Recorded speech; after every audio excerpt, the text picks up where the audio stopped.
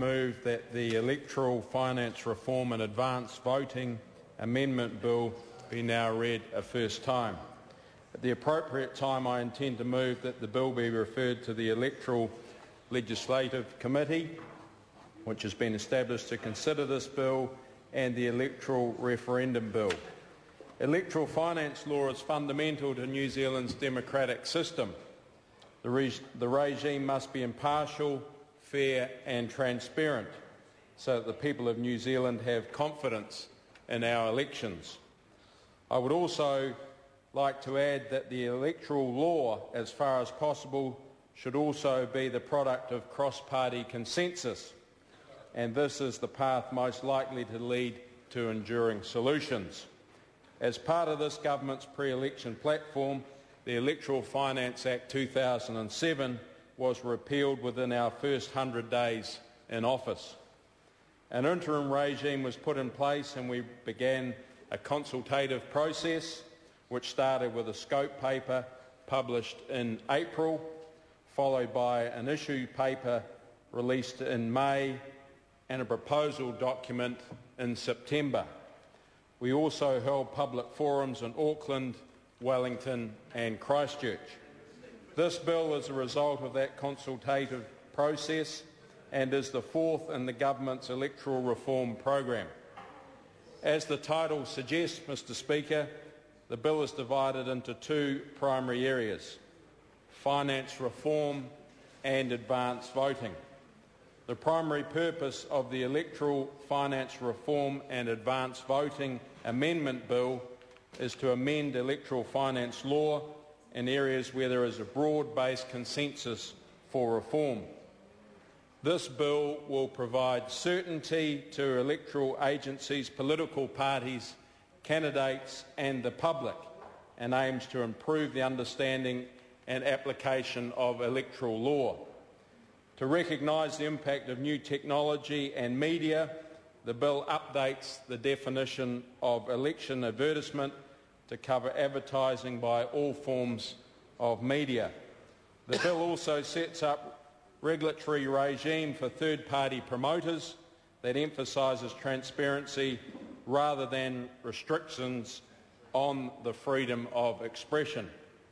It requires third-party promoters to register with the Electoral Commission if they spend or intend to spend over $12,000 on election advertising in the regulated campaign period. The bill does not include an expenditure limit for third-party promoters. The Registrar of Information on Third-Party Promoters will ensure the public know who is funding political campaigns. In addition to getting authorisation from candidates or political parties for positive advertising, all promoters will have to disclose their name and a residential or physical address on all types of election advertisements. Campaign spending limits for candidates and parties, which were last changed in 1995, will be allowed to increase at the rate of inflation under this bill, to ensure that they are not set at levels that have become unrealistic over time.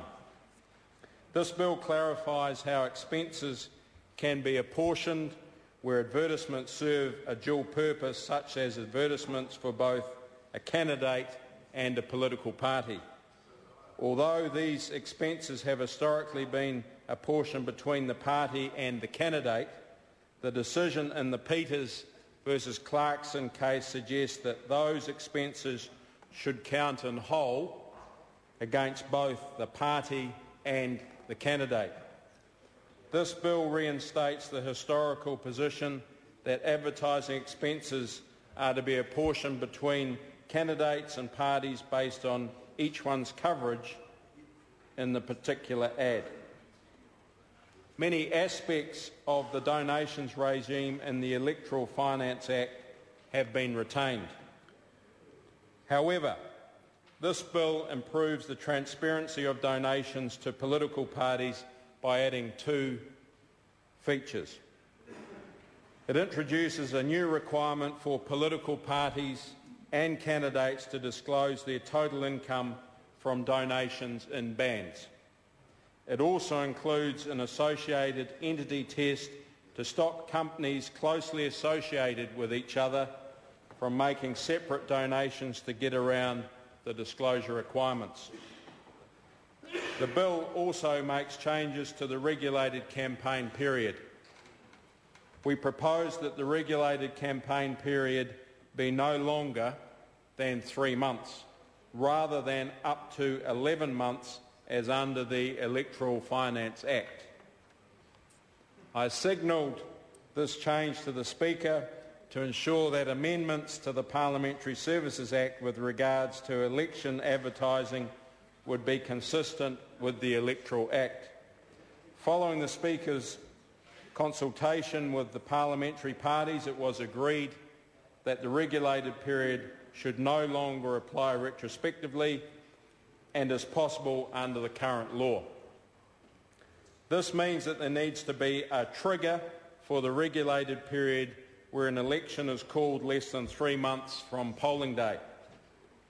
This bill therefore provides the regulated campaign period will now start 3 months before the last possible date of an election, where an election has not been announced before that date, or 3 months prior to polling day, where an election is announced more than 3 months prior to polling day, or from the date that the election is announced, where it is announced less than 3 months from polling day.